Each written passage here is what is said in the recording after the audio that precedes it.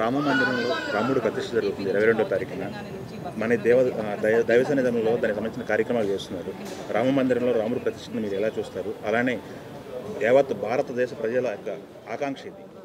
దీనిపైన మీరేం ఏం చెప్పగలం బ్రదర్? ఆనందమైన విషయం. మనందరం, నేను ఒక్కడే కాదు, భారతదేశంలో పుట్టిన ప్రతి ఒక్కడు ఆనందించవలసిన విషయం. అమోఘం, అద్భుతం, మహా అద్భుతం. మన భారత ప్రధాని నరేంద్ర మోడీ గారు ఎవ్వరూ చేయలేని పని తను భుజస్కంధాలపై వేసుకుని సక్సెస్గా చేస్తున్నారు. ఇది చరిత్రలో ఆయనకంటూ కొన్ని పేజీలు అలా ఉండిపోతాయి. నరేంద్ర మోడీ గారు మళ్ళీ ఆయన భారత ప్రధానిగా ఉండాలని మనసా వాచా కోరుకుంటూ ఇటువంటి మంచి కార్యక్రమం చేస్తుండటం ఆయన 100 సంవత్సరాలు క్షేమంగా ఉండాలని మనందరం భారతీయులను చాటి చెప్పిన ఏకైక వ్యక్తి నరేంద్ర మోడీ గారు. Thank you brother.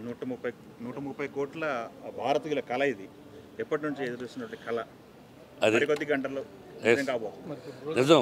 అందుకే దేవతలందరూ కూడా పయనించి తదాస్తు అని పలుకుతున్నారు. Thank you brother.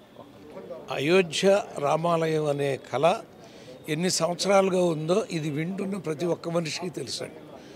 భారతదేశంలో ఉన్న ప్రతి రాష్ట్రంలో ఉన్న ప్రతి హిందూ మనసులో కూడా ఈ రామజన్మభూమిలో రాముల వారి విగ్రహం ప్రతిష్ఠ జరుగుతుందా జరగదా అన్న మీమాంసలో ఎన్నో కాలం నుంచి ఉంటే అది రేపు 22వ తారీఖున జరగబోతోందనే ఒక అద్భుతమైనటువంటి విషయాన్ని మనం కేంద్ర ప్రభుత్వం వారి ద్వారా తెలుసుకున్నాం.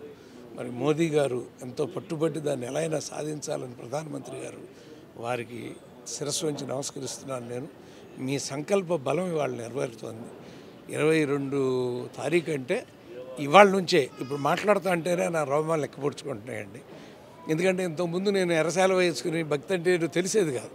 కానీ ఎప్పుడైతే ఈ ఫిల్మ్నగర్ దైవ సన్నిధానంలోకి వచ్చి ఉన్నానో ఈ మా వాళ్ళందరూ చేస్తున్నటువంటి పూజలు, పురస్కారాలు, ఇవన్నీ వ్రతాలు ఇవి చూస్తున్నప్పుడు వాళ్ళల్లో కొంతమంది మాకు ఈ పూజ మూలంగా ఇది వచ్చింది అని అంటే వాళ్ళు వచ్చి ఇక్కడ మొక్కు తీర్చుకుంటున్న విధానం చూసినప్పుడు ఇక రాముడి మీద ఇంకెంత ఉంటుంది. మా దగ్గరే ఎలా ఉందంటే సాక్షాత్తు ఆయన జన్మభూమి, ఆయన పుట్టిన స్థలం, అక్కడ ఇక రాముడిని దర్శిస్తే ఈ జన్మ ధన్యమే.